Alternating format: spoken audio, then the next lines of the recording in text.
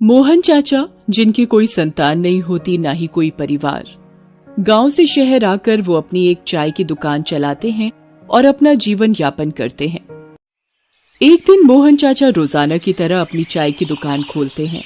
उनकी चाय की दुकान पर लोगों का आना जाना और चाय पीना लगा रहता है। अचानक मौसम में बिजली कड़कने लगती है और देखते ही देखते खुशनुमा मौसम बरसात के मौसम में बदल जाता है। धीरे धीरे बारिश शुरू हो जाती है और देखते ही देखते बारिश बड़ी तेजी से होने लगती है और सड़क पर पानी जमा हो जाता है, मानो वहाँ तालाब बन गया हो। अचानक एक गरीब असहाय दिखने वाली लड़की, जिसके कपड़े बहुत मैले कई जगह से फटे होते हैं, जिसकी उम्र 10 साल होती है, उसके पैरों में ना तो चप्पल होती है और ना ही उसके पास कोई चुन्नी। गठरी सी बनी हुई वो बारिश से बचने के लिए मोहन चाचा की चाय की दुकान के कोने में आकर खड़ी हो जाती है। उसके कपड़े गीले हो चुके होते हैं और वो ठंड से ठिठुरती हुई सहमी सी लोगों को चाय पीते हुए एकटक देखती रहती है। उसके एक हाथ में भीख मांगने वाला कटोरा होता है, जिसमें 4-6 सिक्के होते हैं। उन सिक्कों को कटोरे में से निकालकर वो अपनी मुट्ठी में दबा लेती है ताकि कोई उससे वो सिक्के छीन न सके। ठंड से बचने के लिए वो कुछ देर बाद मोहन चाचा की अंगीठी के पास आ जाती है और तापने लगती है। कुछ देर बाद वो वहाँ चाय पीने वालों से अपने मुंह की ओर खाने का इशारा करते हुए पैसे मांगने लगती है। चाय पीने वालों में से कुछ लोग तो उसे हट हट पगली, दूर हट कहने लगते, तो कोई उसे भिखमंगी कहने लगता। कई लोग तो उसे मारने तक उठ जाते। ये सब मोहन चाचा देख रहे होते हैं। उन्हें ये बहुत बुरा लगता है। वे लोगों से कहते हैं, रहने दो भाई, बेचारी कौन है, कहाँ से आई है, उसका घर कहाँ है? पगली है, दिखता नहीं क्या मोहन भैया तुम्हें? हैं? फटे पुराने मैले कुचैले कपड़े पहने ये तुम्हें कहीं की राजकुमारी लगती है क्या? लगता है ये कपड़े बरसों से धुले नहीं है। हाँ भाई, तुम एकदम ठीक कर रहे हो, पर पहले तो मैंने इस पगली को यहाँ नहीं देखा। हाँ, मैंने भी इस पगली को पहले नहीं देखा है। ए पगली, बता कहाँ से आई है तू? बता नहीं तो। छोड़ो भाई, उसे अपने हाल पर छोड़ो। चलो हम लोग चाय पिए और चलें। पता नहीं माँ बाप भी बस पैदा करके छोड़ देते हैं। अरे पालना बस का नहीं होता तो पैदा ही क्यों करते हैं? अरे ये कहीं और से आई है पगली है, जरा अपना सामान बचा कर रखना, नहीं तो कुछ चोरी करके ना भाग जाए। हाँ, मुझे तो पागल के साथ साथ चोरनी जैसी दिखती है। देखो शक्ल देखो इसकी। भाइयों छोड़ो उसको, लो ये लो गर्मा गर्म चाय, चाय का मजा लो और उसे उसके हाल पर छोड़ दो। जब चाय पीकर लोग चले जाते हैं तो मोहन चाचा उस गरीब लड़की के पास जाते हैं और उससे कहते हैं, बेटी डरो नहीं, तुम्हारा नाम क्या है? मैं किरण हूँ चाचा। लो चाय लो, लो पहले चाय पी लो बेटी। अच्छा बेटी, तुम कहाँ से आई हो और कहाँ की रहने वाली हो? मैं चाचा शहर के कोने में जो झोपड़पट्टी है ना, उसमें रहती हूँ। अच्छा अच्छा, और बेटी तुम्हारे माता पिता कौन है? माँ नहीं है, बस बाबा हैं। बेटी क्या भूख लगी है तुम्हें? हाँ लेकिन बेटी तुम भीख क्यों मांगती हो?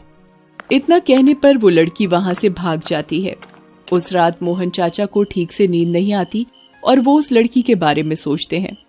मन ही मन कहते हैं, पता नहीं बेचारी पर क्या बीती होगी, इतनी सी उम्र में भीख मांग रही है। कल इसके बारे में और मालूम करूंगा, मौका मिला तो उसके बाबा से इस बारे में बात करूंगा। फिर अगली सुबह मोहन चाचा अपनी दुकान खोलते हैं, लेकिन आज वो गरीब लड़की वहां नहीं आई होती है। मोहन चाचा मन ही मन सोचते हैं, हे भगवान, क्या हुआ होगा उसके साथ? आज वो क्यों नहीं आई? क्या कोई अनहोनी हो गई, या वो लड़की झूठ बोल रही थी क्या? कहीं वो किसी अपराधी गैंग के हत्थे तो नहीं चढ़ गई? ये सब बातें उनके दिमाग में चल रही होती हैं। शाम होने को आती है, दुकान बंद करने का समय आ जाता है, फिर भी वो गरीब लड़की नहीं आती। तो मोहन चाचा को लगता है कि वो लड़की झूठ बोलकर कहीं गई, कि कहीं उसका भेद न खुल जाए। इस डर से वो लगता है नहीं आई। इस तरह एक सप्ताह का समय बीत जाता है। एक दिन अचानक वो लड़की एक शाम मोहन चाचा की चाय की दुकान के कोने में खड़ी दिखाई देती है। उसे देखते ही मोहन चाचा से रहा नहीं जाता और वो उससे कुछ पूछने जाते हैं कि वो बहुत तेजी से अपने घर की ओर भागती जाती है। मोहन चाचा शाम को अपनी दुकान बंद करके आज उस गरीब झोपड़पट्टी में जाने का निश्चय करके जाते हैं। वो झोपड़पट्टी में कई गलियां पार कर चुके होते हैं, लेकिन उस गरीब लड़की का उसे पता नहीं चलता। फिर वो लोगों से पूछने लगते हैं। एक आदमी से मोहन चाचा, अरे सुनो भाई, यहाँ किरण नाम की कोई 10 बरस की लड़की रहती है जो पुराने फटे कपड़े पहने हुए रहती है। वो भीख भी मांगती है। कहीं आप भाई साहब, कहीं आप उस लड़की की बात तो नहीं कर रहे ना जिसकी माँ मर चुकी है और वो उसके पिता ही है? बेचारी किस्मत की मारी है भाई साहब। उसका ले दे के पिता ही है और कोई नहीं है, और वो भी बहुत दिनों से बीमार है। पता नहीं कब टपक पड़े। टपक पड़े मतलब? अरे टपक पड़े का मतलब नहीं जानते क्या बाबूजी आप? अरे मतलब मर जाए। अरे भाई, अगर आप उसके घर तक पहुंचा दो तो आपकी बड़ी मेहरबानी होगी। ठीक है, चलो बताता हूँ, लेकिन इसके बदले मुझे क्या मिलेगा भाई साहब? लो भाई, ये लो 50 रुपए, अब तो ले चलो उसके घर। फिर वे कुछ देर में किरण के घर के पास जाते हैं। फिर वो आदमी वहां से चला जाता है।